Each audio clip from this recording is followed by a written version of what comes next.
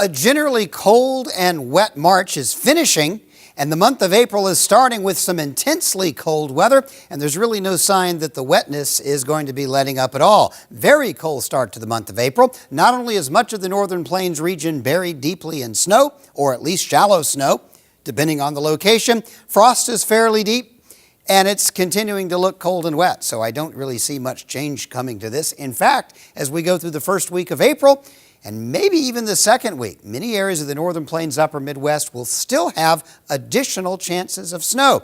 It is going to be a late spring. Not a record late spring. I don't see any evidence of that. But obviously at this point, not very many areas are going to be getting field work done early this year. To what do we have to thank this pattern?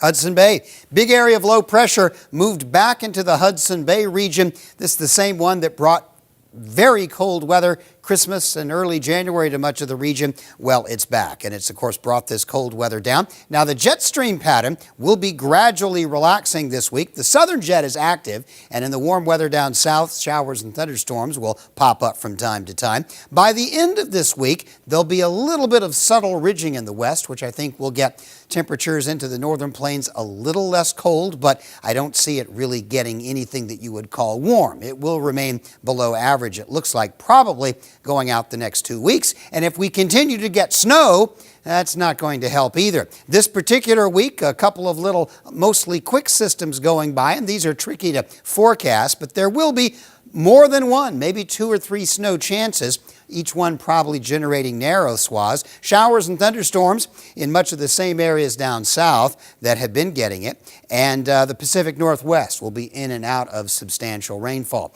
As we get into the second week now, this will be the week starting April 8th, it looks continued cold and wet. In fact, I see a deep trough building somewhere in the nation's midsection around the middle, from around April 10th, 11th, 12th, and that would likely generate the potential for a very heavy wet system or two.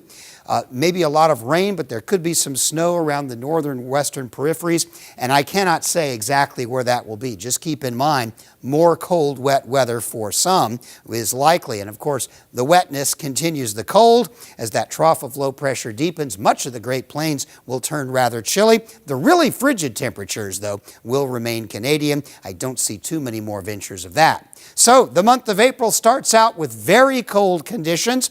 Not only do we have more chances of precipitation, but much of that is coming in the form of snow. So a cold, wet first couple of weeks of April, guaranteeing a late start to spring planting across a large part of the northern plains region. There are signs the second half of the month will be better.